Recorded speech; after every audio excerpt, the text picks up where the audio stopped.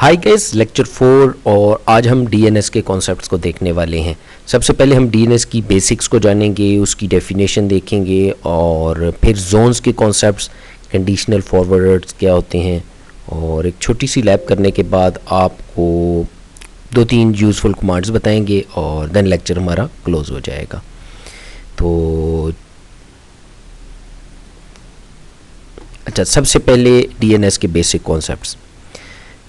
अच्छा, इसको समझने के लिए मैं आपको ब्राउज़र के ऊपर ले जाता हूँ, ठीक है।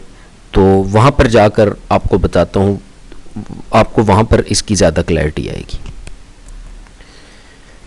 अब देखें, फॉर एग्जांपल जी एक ब्राउज़र है, इसमें मैंने कुछ ये आईपी एड्रेस डाला है। अगर आपको नहीं पता आईपी एड्रेस क्या होता है, देन सर्च और पहले ये लर्न कीजिए आईपी एड्रेस क्या होता है, देन ये डीएनएस का लेक्चर देखने आइए।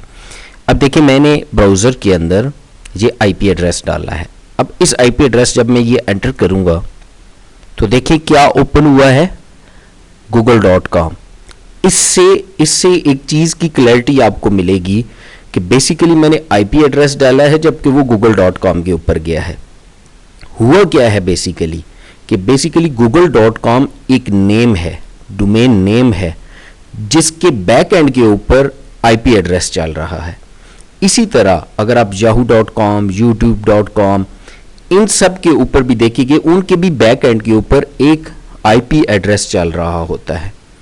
और यही डीएनएस का कॉन्सेप्ट है कि अब अगर देखिए कि अगर आपको जैसे अब मैंने ये वर्ड लिखा था, ये अगर आपको अब ये 142.250.181.78 अगर इसी तरह के नंबर्स आपको याद करना पड़ जाए कि गूगल के लिए ये है, yahoo.com के लिए ये, और यानी अगर आपने yahoo पर जाना है तो फिर आपको इसी तरह का एड्रेस याद करना पड़े, गूगल के लिए भी इसी तरह का, और यानी डिफरेंट किस्म के आपको एड्रेसेस याद करने पड़े तो याद करना बहुत मुश्किल हो जाएगा। इसीलिए जो डीएनएस का कॉन्सेप्ट था वो लाया गया था और जो है ना इम्प्लीमेंट किया गया, ताकि जो नेमिंग कन्वेंशंस हैं लोगों को आसानी हो डोमेन नेम्स को के ज़रिए रिमेंबर करने में। अब इसकी मैं आपको और भी दिखा देता हूँ। फॉर एग्जांपल अगर आप ये कमांड प्रॉम्प्ट ओपन करेंगे विंडोज़ में, देखें अगर आप पिंग करेंगे ना, पिंग youtube.com करेंगे तो ये देखिएगा, ये आपको जब आपने YouTube को पिंग किया है तो अब देखें YouTube को पिंग किया तो ये एक आईपी एड्रेस आया है। तो उससे आपको क्या पता चला कि बैक एंड के ऊपर एक आईपी एड्रेस है जो चल रहा है, ठीक है। इसी तरह अगर आप पिंग yahoo.com करेंगे तो ये आपको देखिए ये इस एड्रेस में रिजॉल्व करवा रहा है और बता रहा है कि बैक एंड के ऊपर आईपी एड्रेस है याहू का। अच्छा, अब हम वापस आते हैं। अच्छा, तो ये आपने देखा कि ये बेसिकली डीएनएस होता क्या है। ये 1984 में इसको इंट्रोड्यूस करवाया गया था और स्टार्ट में होस्ट की फाइल्स के ज़रिए जो डीएनएस है उसकी रेजोल्यूशन की जाती थी। हिरार्किकल स्ट्रक्चर ये बाद में आया था। होस्ट फाइल्स वाला क्या होता है ये भी मैं आपको लेकर जाता हूँ। आप अपनी होस्ट फाइल्स क्या होती हैं, कैसे काम करती हैं, अभी आपको बताता हूँ। अगर आप अपने देखिए, आप अपने कंप्यूटर की सी ड्राइव में जाइए, सी ड्राइव में आप विंडोज़ के फोल्डर में जाएं, विंडोज़ के फोल्डर में आप सिस्टम 32 के बाद ड्राइवर्स के फोल्डर में जाएं, वहाँ फिर ईटीसी के फोल्डर में जाएंगे। ये पूरा पाथ है, ठीक है। थोड़ा सा मैं आपको दिखा भी देता हूँ। ये देखिए सी ड्राइव, विंडोज़ में आप जाएंगे जी सिस्टम 32 फोल्डर में, वहाँ पे आप जाएंगे ड्राइवर्स के फोल्डर में और ईटीसी के फोल्डर में, ठीक है जी। ये आपका कंप्लीट पाथ है। यहाँ पर ये एक फाइल होगी होस्ट के नेम से, ठीक है ना। इसको डबल क्लिक कीजिए और थ्रू नोटपैड इसको ओपन कर लें। ये वो फाइल थी बेसिकली जिसके थ्रू स्टार्ट में जो कम्युनिकेशन होती है। अब फॉर एग्जांपल अगर किसी ने google.com पर जाना है और 1.1.1.1 मैं एक एग्जांपल दे रहा हूँ, ये शायद गूगल का आईपी एड्रेस नहीं है। अगर किसी ने google.com के ऊपर जाना है, ठीक है, तो वो इस एड्रेस पर जाएगा। इसी तरह अगर किसी ने yahoo.com के ऊपर जाना है तो उसका एड्रेस अलग से लिख दूंगा, youtube.com का अलग से, इसी तरह ब्ला ब्ला ब्ला ब्ला। तो स्टार्ट में क्या था, ये होस्ट का कॉन्सेप्ट था, और हर कंप्यूटर के अंदर ये होस्ट की जो फाइल होती थी, उस फाइल के अंदर ये सारी एंट्रीज मेंटेन की जाती थी। अब लेट्स सपोज कि आपके कंपनी के अंदर, अगर उस टाइम की बात कर रहा हूं, अगर 50 कंप्यूटर्स हों, 50 कंप्यूटर्स हों, तो आप क्या करेंगे, उन सब के ऊपर इन सारी एंट्रीज को क्या करेंगे, कॉपी करेंगे होस्ट की फाइल के अंदर। और उस वक्त अगर फॉर एग्जांपल google.com अपना आईपी एड्रेस चेंज कर देती है, तो आपको क्या करना पड़ता था कि आपको उन सब कंप्यूटर्स के ऊपर जाकर वो आईपी एड्रेस रिप्लेस करना पड़ेगा, फिर वो काम करेगा। बहुत मुश्किल है ना। बिल्कुल ऐसे ही है। तो इससे बचने के लिए एक कॉन्सेप्ट लाया गया जिसे आप हायरार्किकल स्ट्रक्चर कहते हैं, और वो कॉन्सेप्ट बेसिकली है सर्वर्स का कॉन्सेप्ट। ठीक है।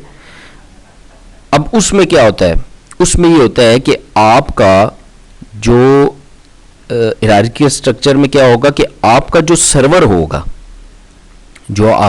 होगा वो बेसिकली क्या करेगा। अब फॉर एग्जांपल आपको आसानी समझाने के लिए कि आप किसी यूनिवर्सिटी में स्टडी करते हैं, फॉर एग्जांपल ABC, उस यूनिवर्सिटी में 100 कंप्यूटर्स हैं, तो उस यूनिवर्सिटी के जितने कंप्यूटर्स होंगे उनके जो रेजोल्यूशन होगी वो एक सर्वर में के अंदर, ये जो अभी एंट्रीज होस्ट वाली में दिखाई हैं, वो सारी एंट्रीज क्या होंगी, उस सर्वर में आ जाएंगी। और जब भी जिस भी कंप्यूटर को वो एंट्री चाहिए होगी तो वो कहां से लेगा, उस सर्वर से ले लेगा। बात समझे हैं, उस सर्वर से वो एंट्री ले लेगा। अब अगर कोई उसमें चेंज आता है, फॉर एग्जांपल गूगल वाले हमने अभी देखा अपना आईपी एड्रेस चेंज करते हैं, तो उस केस में क्या होगा कि जस्ट वो जो आपका सर्वर होगा उस सर्वर के अंदर अगर चेंज कर दिया जाए तो 50 के 50 कंप्यूटर्स ऑटोमेटिकली वो ले लेंगे। तो ये तो मैंने आपको एक एग्जांपल दी है, जो रियल एनवायरनमेंट में जो जिस तरह से डीएनएस वर्कआउट कर रहा है वो भी इसी तरह से है कि आप फॉर एग्जांपल एशिया के जो यूज़र्स हैं, for example India, Pakistan, Bangladesh, इनके लिए एक अलग से डीएनएस है, यूरोप के लिए अलग से। ये आपको मिसाल दे रहा हूँ, जिस तरह उन्होंने डिवीजन की होगी वो तो नहीं पता है, लेकिन वो उन्होंने उसको डिवाइड कर दिया है ताकि अगर पाकिस्तान या इंडिया के पाकिस्तान के किसी यूज़र ने इंडिया से बात करनी है या इंडिया के किसी यूज़र ने पाकिस्तान से बात करनी है, तो वो एशिया के सर्वर के पास ही जाएगा और अपना आईपी एड्रेस ले आएगा, यानी जो डोमेन नेम है वो उसी सर्वर से उसको रिजॉल्व करवाया हुआ मिल जाएगा। तो ये बेसिकली क्या था, ये हायरार्किकल स्ट्रक्चर है। अगर कुछ समझने में मुश्किल हो रही है तो डोंट वरी, आगे हम ये लैब में ये चीज़ जब परफॉर्म करेंगे एक बेसिक लेवल की, तो आपको इसकी क्लैरिटी हो जाएगी।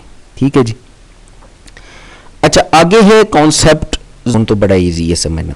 फॉर एग्जांपल आपकी यूनिवर्सिटी का ये कैंपस है, कैंपस का सर्वर है ABC यूनिवर्सिटी का, ये उसकी प्राइमरी जोन है जिसमें ये 3 एंट्रीज पड़ी हैं कि google.com के ऊपर जाने के लिए आप इस आईपी एड्रेस पर जाएं, yahoo.com के लिए इस पर, और youtube.com के लिए इस पर। अब ये जो प्राइमरी जोन है इसमें चेंज भी किया जा सकता है। ठीक है जी।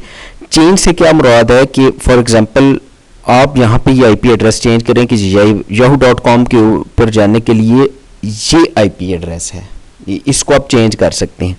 सेकेंडरी जोन क्या होती है, वो बेसिकली मैंने यहाँ पर बताया है, वो क्या है, रीड ओनली कॉपी है। यानी जो प्राइमरी जोन हमने अभी देखी उसकी रीड ओनली कॉपी है। फॉर एग्जांपल अगर एक प्रिंटर प्राइमरी जोन के अंदर रजिस्टर्ड है और उसका आईपी एड्रेस है 1.1.3.1, तो अब इसके अंदर उसकी कॉपी पड़ी होगी कि जी प्रिंटर का एड्रेस है 1.1.3.1, लेकिन जी उसमें कोई चेंज नहीं कर सकता। चेंज करना है तो वही जो राइटेबल कॉपी होगी प्राइमरी जोन की, उसी में जाकर करना पड़ेगा। क्लियर हुआ? और फिर अब थर्ड पे एक कॉन्सेप्ट आ जाता है कि समटाइम्स आप ये चाह रहे होते हैं कि किसी स्पेसिफिक डोमेन नेम के लिए जो आपका कंप्यूटर है वो जब सर्वर के पास आए तो वो इसके अंदर ना देखे बल्कि डायरेक्टली किसी आईपी एड्रेस के ऊपर चला जाए। फॉर एग्जांपल अगर आप चाहते हैं gmail.com के ऊपर आप किसी स्पेसिफिक आईपी एड्रेस उसके ऊपर चाहते हैं कि जब भी आए बस वो उसके ऊपर जाए, वो यानी उसमें देखे ना, जो सर्वर है उसके अंदर ना देखे, डायरेक्टली उसके अंदर चले जाए। तो ये लैब के अंदर थोड़ा आपको ज़्यादा इसकी क्लैरिटी होगी। अच्छा देखिए, ये मेरे पास एक विंडोज सर्वर 2022 इंस्टॉल्ड है और इसमें बेसिकली आपने क्या करना है, रोल्स में जाना है और यहाँ पर नेक्स्ट पर क्लिक करके role based feature based installation और नेक्स्ट करते जाएंगे। यहाँ पर देखिए मेरे पास ये डीएनएस सर्वर इंस्टॉल्ड है, आपने इसको चेक करना है, नेक्स्ट करके ओके कर देना है और अगर वो पूछे रीस्टार्ट तो उसको रीस्टार्ट भी करवा दें। तो आपके पास बेसिकली क्या होगा, ये डीएनएस सर्वर का रोल इंस्टॉल्ड हो जाएगा। ठीक है। अच्छा एक चीज़ यहाँ पर याद रखें, अभी क्योंकि एक्टिव डायरेक्टरी हमने पढ़ना स्टार्ट नहीं की, लेकिन अगर आप एक्टिव डायरेक्टरी में काम कर रहे हैं किसी जगह के ऊपर, लेटर ऑन हम देखेंगे एक्टिव डायरेक्टरी डोमेन सर्विसेज किस तरह से इंस्टॉल की जाती हैं, क्या उनका पर्पस होता है, लेकिन उसमें याद रखें कि ये जो डीएनएस सर्वर का जो रोल होता है, ये जब आप एक्टिव डायरेक्टरी का रोल इंस्टॉल करते हैं तो ऑटोमेटिकली डीएनएस सर्वर का रोल उसके साथ इंस्टॉल हो जाता है, उसके बगैर एक्टिव डायरेक्टरी काम ही नहीं कर सकती। समझ आ गई? लेकिन अगर यहाँ पर हमने अपने इस केस में क्या किया है, एक अलग से डीएनएस सर्वर इंस्टॉल किया, ये एक्टिव डायरेक्टरी के एनवायरनमेंट में नहीं है। ठीक है, तो इसको बस आप डीएनएस इसको चेक करेंगे, नेक्स्ट करके ओके कर देंगे और अगर वो रीस्टार्ट मांगता है तो उसको रीस्टार्ट करवा देंगे। अच्छा ये हो गया। अब इसमें अब आप टूल्स के ऊपर क्लिक कीजिए। ठीक है जी, टूल्स के ऊपर क्लिक करके ये आपके यहाँ पर डीएनएस की ऑप्शन आ रही होगी, इसमें आप चले जाएंगे। जब इसके ऊपर जाएंगे तो ये आपका यहाँ पर एक सर्वर का जो भी आपका नेम होगा ना वो नेम आ रहा होगा। यहाँ पे आप देखेंगे forward lookup zone, reverse lookup zone और ये डिफरेंट आपको नज़र आ रही होगी। अब देखें फॉरवर्ड लुकअप जोन क्या है कि अब फॉर एग्जाम्पल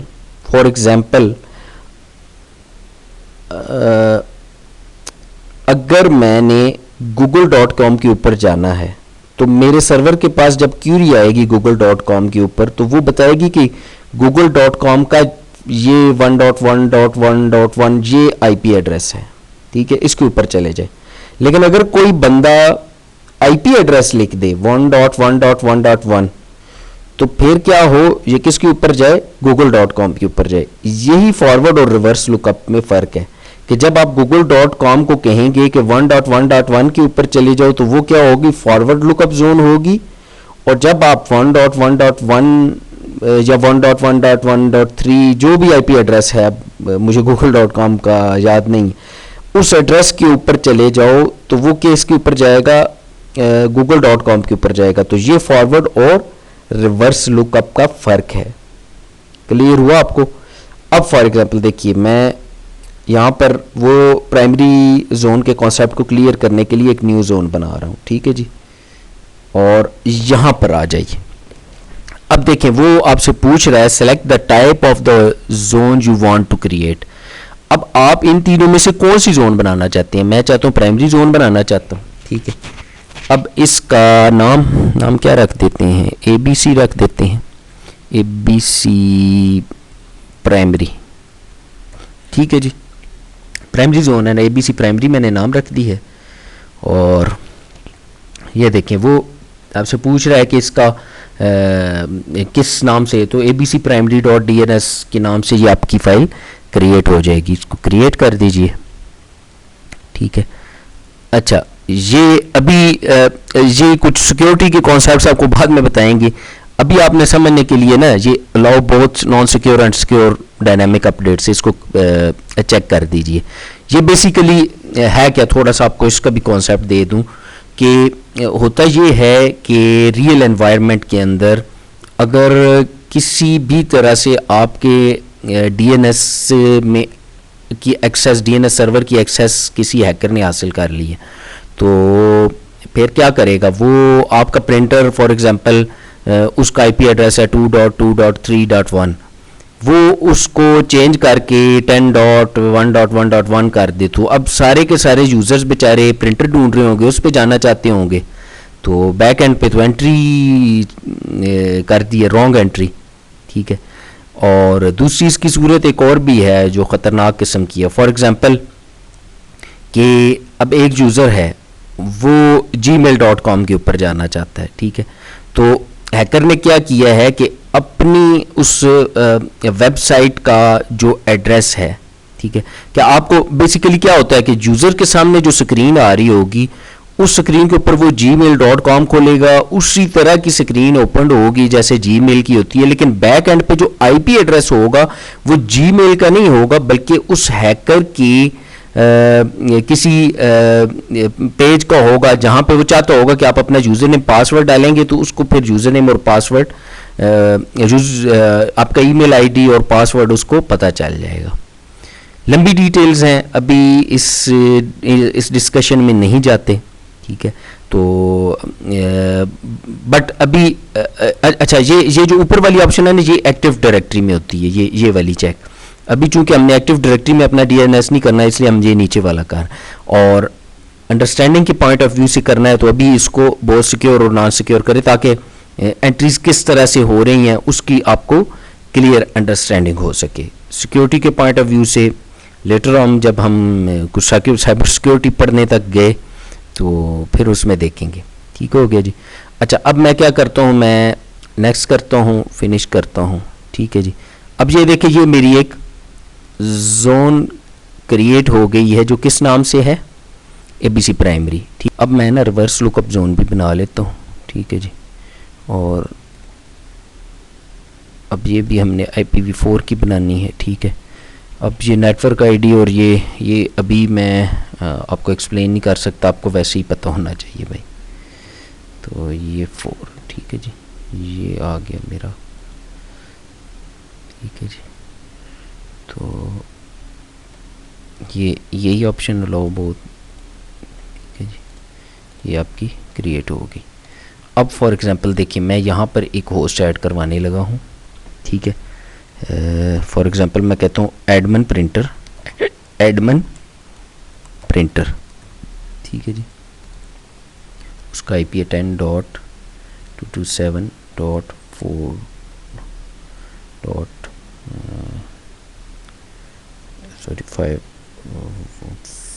5.2. ये मैंने कोई भी ले लिया है, एडमिनिस्ट्रेशन डिपार्टमेंट का प्रिंटर है, ये उसका IP एड्रेस है। मैंने एक नोट के नोट, अच्छा ये शायद स्पेस नेम में नहीं दे सकते हम, ठीक है जी, एडमिन प्रिंटर, और ये तो बिल्कुल जी ये डोमेन नेम में आपकी स्पेस नहीं होनी चाहिए, तो ये क्रिएट हो गया, ठीक है। अब देखिए ये एडमिन प्रिंटर, तो अब जब भी जो जितने भी इस डीएनएस सर्वर के साथ कनेक्टेड क्लाइंट्स होंगे उन क्लाइंट्स का क्या बनेगा कि वो क्लाइंट्स बेसिकली कहाँ से लेंगे, अगर उसके इस सर्वर के पास कोई भी क्लाइंट आता है, यूज़र आता है एडमिन प्रिंटर को लेने के लिए, तो एडमिन प्रिंटर क्या करेगा, उसको ये इस IP एड्रेस में रिजॉल्व करवा के देगा, समझे हैं। अब हम चलते हैं रिवर्स लुकअप जोन के ऊपर। देखें अब मैं जो ही इसको रिफ्रेश किया है तो देखें ये जो प्राइमरी जोन में एंट्री हमने की थी ये रिवर्स लुकअप में नजर आ गई। तो अब अगर कोई इस IP एड्रेस को एक्सेस करेगा तो वो कहां पर जाएगा, इसी पर एडमिन प्रिंटर के ऊपर। अब मेरे ख्याल में शायद आपको क्लियर हो गया होगा कॉन्सेप्ट भी, जो हमने स्टार्ट में yahoo.com google.com के बारे में बताया था आपको, ठीक है जी। तो ये बेसिकली क्या हो गई, आपकी प्राइमरी जोन बन गई है, अच्छा, इसके साथ साथ मैं आपको ना एक और चीज़ भी बता के कि गूगल का ना एक पब्लिक डीएनएस सर्वर है। फॉर एग्जांपल मैंने किसी वेबसाइट के ऊपर जाना है, लेट्स सपोज gmail.com के ऊपर या urduitacademy.com के ऊपर, किसी भी वेबसाइट के ऊपर अगर जाना है तो मुझे क्या करना पड़ेगा बेसिकली कि वो जो स्पेसिफिक जो डोमेन नेम है उसको रिजॉल्व करवाने के लिए मुझे एक डीएनएस सर्वर की ज़रूरत होगी। तो मैंने गूगल का पब्लिक डीएनएस सर्वर दे दिया, तो वहाँ पर जाऊँगा तो आसानी से वो मुझे इसको रिजॉल्व करवा के ला देगा, जो भी मैं नेम लिखूँगा yahoo.com या जो भी, ठीक है। तो इसकी भी आपको अंडरस्टैंडिंग होता है कि आपको फिर कन्फिगर करना आ जाए डीएनएस सर्वर की। ये जो मैंने मेरा प्राइमरी डीएनएस सर्वर था, तो उसमें बेसिकली मैंने डीएनएस क्या दिया है, गूगल का पब्लिक डीएनएस सर्वर दिया है। क्लियर हो गया। अब देखें, अब मैं जाने लगा हूं 4.8 के ऊपर, ठीक है जी। 4.8 अब ये आपने याद रखना है, ठीक है। अब ये जो जिस सर्वर के ऊपर मैं आया हूं, मैं इसको क्या करूंगा, बेसिकली आईपी एड्रेस उसका, मेरे प्राइमरी जो डीएनएस सर्वर था उसका आईपी एड्रेस था 10.27.4.7 और ये जो सेकेंडरी है इसका आईपी एड्रेस है 4.8 है। क्लियर हुआ आपको? इसका आईपी एड्रेस है 4.8 और इसके, अब मैं आपको इसका डीएनएस सर्वर दिखाऊं, देखिएगा। अच्छा, अब देखें, अब मैं आपको इसका डीएनएस सर्वर दिखाता हूं, ठीक है जी। ये देखें, इसके डीएनएस सर्वर में मैंने क्या दिया है, 10.227.4.7 दी है, क्योंकि ये बेसिकली प्राइमरी डीएनएस सर्वर नहीं है, ये सेकेंडरी, इसमें मैं सेकेंडरी जोन बनाऊंगा ना। तो अगर मैं इसमें सेकेंडरी जोन बना रहा हूं तो इस सेकेंडरी को अपडेट्स कहां से लेनी है जी, बिल्कुल प्राइमरी से, ठीक है। तो इसमें जो मैंने डीएनएस सर्वर दिया वो क्या दिया, अपने प्राइमरी का आईपी एड्रेस दिया। अब मैं आपको यहां पर बताता हूं। अब हम चलते हैं और इसकी लैब करके थोड़ी सी देखते हैं, ठीक है जी। और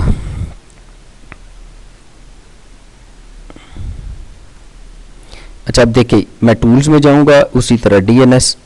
अच्छा, ये अलग से एक सर्वर है, ठीक है। मैं तो ये वर्चुअल मशीन्स बनाई हुई हैं, जहां भी आप इंस्टॉल करेंगे तो इसका आपने वो जो मैंने आपको रोल बताया था प्राइमरी में, रोल डीएनएस का, वो आपने लाजमी इंस्टॉल कर लेना, ठीक है जी। अब देखें, ये कोई ऑलरेडी बनी हुई है तो मैं अभी इसको डिलीट कर देता हूँ, ठीक है जी। अच्छा, अब देखें, इस फॉरवर्ड लुकअप जोन में फॉर एग्जांपल मैं कहता हूँ मैं न्यू लुकअप जोन बनाना चाहता हूँ और ये क्या होगी, सेकेंडरी जोन होगी, ठीक है, जोन नेम, ठीक है। अब हमने अच्छा, उसमें हमने नाम रखा था एबीसी प्राइमरी, तो यहाँ भी मैं क्या करता हूँ, एबीसी प्राइमरी नाम रख देता हूँ, ठीक है जी। और अब ये मास्टर्स का एड्रेस पूछ रहा है, मास्टर मेरा कौन सा, 10.227.4.7, ठीक है जी। ये देखिए, उन्होंने कर दिया ओके जी, बिल्कुल ठीक कर रहे हैं, वो हमें बता रहा है कि जी बिल्कुल ओके है, ठीक है, ओके कर दिया, फिनिश कर दिया, तो ये आपका बेसिकली ये आपकी बन गई, ठीक है जी। तो अब हम इसको रिफ्रेश कर लेते हैं। अच्छा, यहाँ पर एरर दे रहा है, zone not loaded by DNS server, the DNS server encounter profile attempting to load the transfer of zone failed. दोबारा अपने 4.7 वाले पे आना पड़ेगा और यहाँ पर 4.7 वाले सर्वर पे आकर आपको क्या करना पड़ेगा, उसको अलाउ करवाना पड़ेगा, ठीक है जी, on to the following servers, ठीक है। अब यहाँ पर मैं देता हूँ 10.227.4.8 को यार जोन ट्रांसफ़र करवाने दो, ठीक है जी। और उसको 4.8 को आप ऐड करके अप्लाई ओके कर दें, ठीक है जी। इस तरह इसकी प्रॉपर्टीज़ में जाकर भी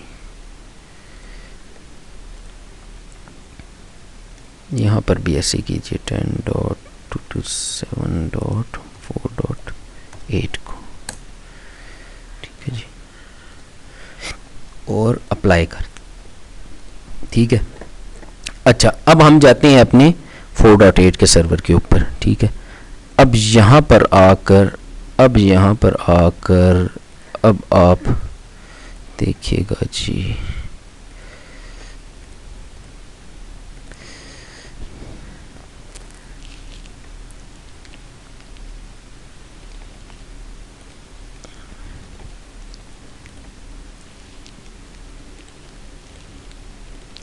ये भी इसको कर लेना चाहिए थोड़ा सा। अब हम दोबारा डीएनएस में के मैनेजर में दोबारा जाते हैं, ठीक है जी, और अब चेक करते हैं। अब देखिए जी, अब ये आपकी सेकेंडरी जो जोन थी ये क्रिएट हो गई है। अब ये बेसिकली क्या कर रहा है, देखें इसी तरह।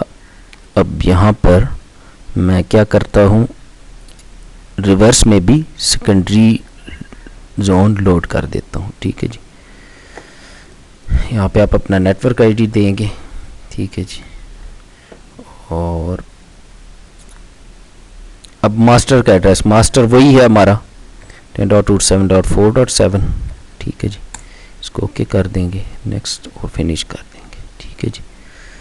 ये देखिए आ गया ना मज़ा। तो ये अब बेसिकली क्या हुआ 4.8। अब ये बेसिकली कहाँ से ले रहा है एंट्रीज, ये आपका जो प्राइमरी है उससे ले रहा है, ठीक है।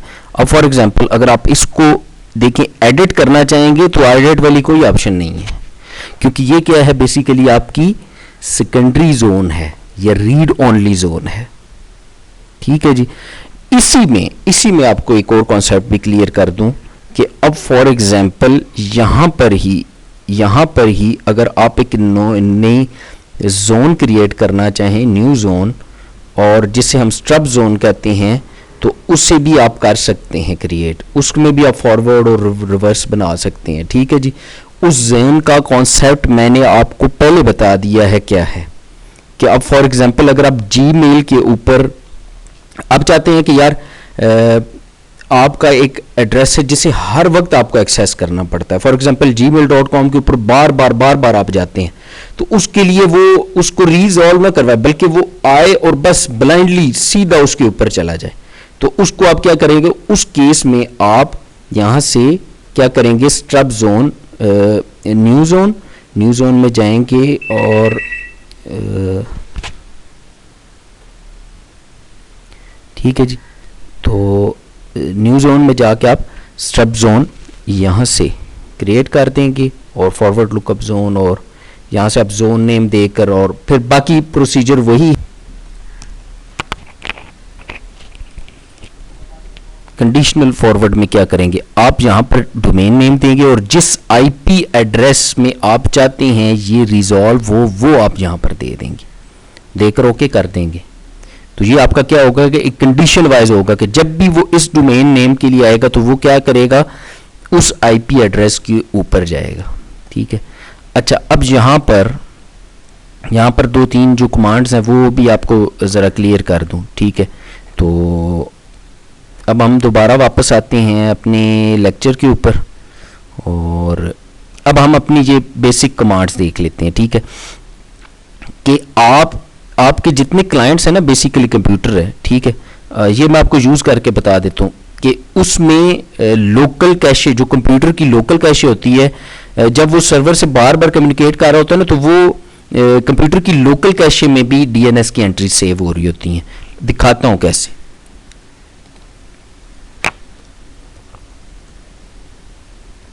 ipconfig /display DNS, ठीक है जी। अब देखें, मैं थोड़ी सी ना कुछ वेबसाइट्स को एक्सेस करता हूँ। फॉर एग्जांपल देखें, मैं एक्सेस करता हूँ पिंग google.com, ठीक है जी। फिर मैं एक्सेस करता हूँ पिंग yahoo.com, ठीक है जी। अब मैं डिस्प्ले डीएनएस करता हूँ, तो अब ये देखें उसने क्या किया है, ये डिस्प्ले डीएनएस बेसिकली कंप्यूटर की लोकल कैशे के अंदर एंट्रीज को सेव किया है। ये देखें, ये रिकॉर्ड और ये, ठीक है। तो ये कुछ देर में तक उसको टाइम टू लिव ये 135 और ये मेरे ख्याल में सेकंड्स है, 135 सेकंड्स तक ये एंट्री पड़ी रहेगी।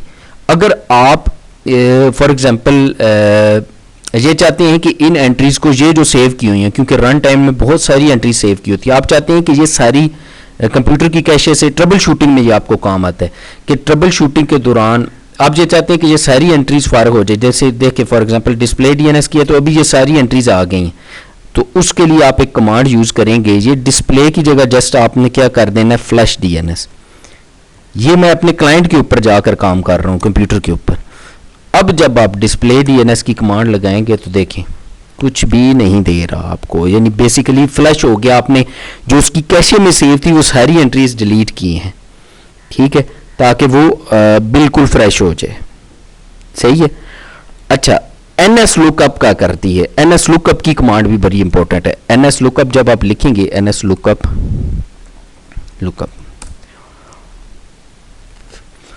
जो ही मैंने एनएस लुकअप किया है तो वो आपको क्या बता रहा है कि ये जा रहा है एड्रेस 8.8.8.8 के ऊपर, ठीक है जी, जो कि मैंने आपको बताया कि इसका डीएनएस, यानी वो मुझे बता रहा है कि जो इस कंप्यूटर का जो डीएनएस सर्वर है ना, वो गूगल का डीएनएस सर्वर है। मेरे इस केस में तो गूगल का डीएनएस सर्वर है, आपके केस में आपके आईएसपी का हो सकता है। फॉर एग्जांपल जिस आईएसपी से आपने इंटरनेट लिया हुआ है। इसी तरह अगर आप किसी कंपनी में जॉब करते हैं तो जो आपका डीएनएस सर्वर होगा, आपका ये जो एड्रेस होगा ना, ये जो एड्रेस यहाँ पर आ रहा है वो आपके डीएनएस सर्वर का एड्रेस आ रहा होगा, जो कि मोस्ट प्रोबेबली एक प्राइवेट आईपी एड्रेस होगा, जैसे 192.168 या 10.227 इस तरह का एड्रेस होगा, वो एड्रेस होगा डीएनएस वाला। तो वीडियो को लाइक करना और चैनल को सब्सक्राइब करना ना भूलिए।